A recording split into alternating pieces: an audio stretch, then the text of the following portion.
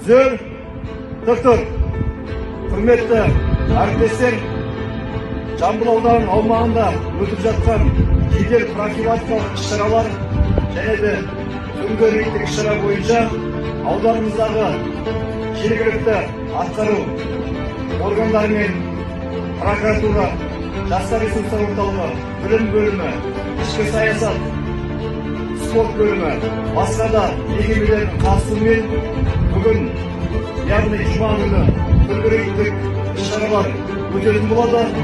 Бұның негізгі мақсаты аудан аумағында қылмыстардың жолын кесу, жол көлік оқиғаларын алдын алу, жасөспірімдер арасында қауіпсіздікті барынша қамтамасыз ету.